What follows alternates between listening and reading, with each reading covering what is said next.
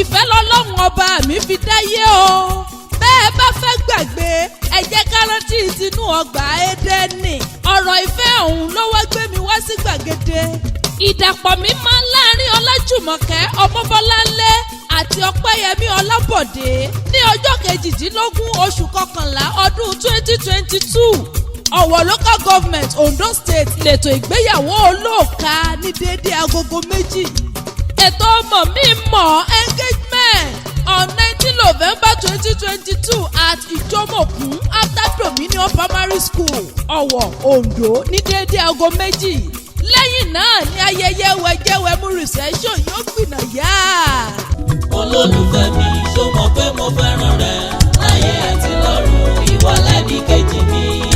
ilé wa kò dùn bí oyin ayé wa kò tòrò kálá. ilé wa kò dùn bí oyin ayé wa kò tòrò kálá. ilé wa kò dùn bí oyin ayé wa kò ládùn kálá. ilé wa kò dùn bí oyin ayé wa kò tòrò kálá. ilé wa kò dùn bí oyin ayé wa kò tòrò kálá. ilé wa kò dùn bí oyin ayé wa kò tòrò kálá. dídùn dídùn ní tóyin dídùn dídùn ní tìrèké ó dá mi lójú ẹnìkan kò ní fọyín sẹ́nu kó rojú kókó o torí bọ́mọ kékeré bá ròyìn àṣàkàrà dànù ní. Ọlájùmọ̀kẹ́ àti Ọlábọ̀dé ìgbà yín tó ń dùn yín ọlọ́run ọba mi kò ní jó tán o. ọkọ àti ìyàwó ohun rere ní ìgbéyàwó jẹ́ o mo bá yín yọ̀. ǹlẹ́ o Ọlájùmọ̀kẹ́ ìmùlẹ̀kùn ìláàfin arẹwà obìnrin èjìwùmí mi ọ̀wọ́n ẹlẹ́yinjú ẹgẹ́ ọmọ wọn ní ìlú Ọ̀wọ̀ ọmọ ọlọ́wọ̀ mọ̀dẹ̀ ọlọ́wọ̀ wọn kì í jẹrẹ dùn. Jùmọ̀kẹ́ ṣó gbàgbé wípé ẹdùn ló ṣe bàbá yín lóore èjì àlùmí nìyẹn ọmọ yìí ọkà èjì àlùmí nìyẹn ìyẹn dùn ọkà ló dín kókó o ìyẹn abara funfun níní ọkà abara pàìpàì Ọ̀wọ̀ ọmọ àdàgbà jálẹ̀ àmùrè ọmọ dada kú àdá ọmọ dada kú àdá. Ọlájùmọ̀kẹ́ lọ́jọ́ àlùmọ́ ti dáyé wọn ó jalè rí mẹ́bójú olóhùn lẹ̀ ń gbé mú tiyín o.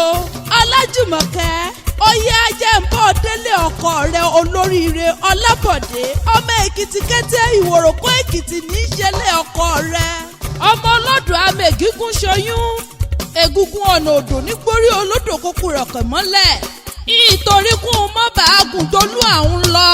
ó sá kẹ́rẹ́kẹ́rẹ́ lóde Ìkẹ́rẹ́ orin gbàràgbàrà lúgbó gbàrà erin mi lókun àyìnràgbénú òkun mi lẹ̀gbẹ̀ ọmọ òwúwọ̀ ọkùn òṣè wà ń ọmọ wọ́wọ́ òkúta ika ọmọrùn ọjà ọkọ̀ gbá aláre ọjà ọkọ̀ lórí onímẹ̀sí ikọ̀ òdè ṣẹ́run jẹ́jẹ́ pé mọ́mọ́ mú un ìgbéyàwó yín yóò tù yín lára ẹbí ikú kọlù yìí pátápátá ní ìlú Èkìtì wọ́n bá yín ṣàjọyọ̀ wípé ẹ kú oríire bàbá wa béèrè wípé talákéwì àrà tí ń pèdè àrà Olúwatóyìn Kúpolúyì tá a mọ̀ sí fún Ìláàfin à ń bẹ nítòsí ẹ ṣáà ti pè wá káwá bá yín gbáyẹyẹ yín lárugẹ.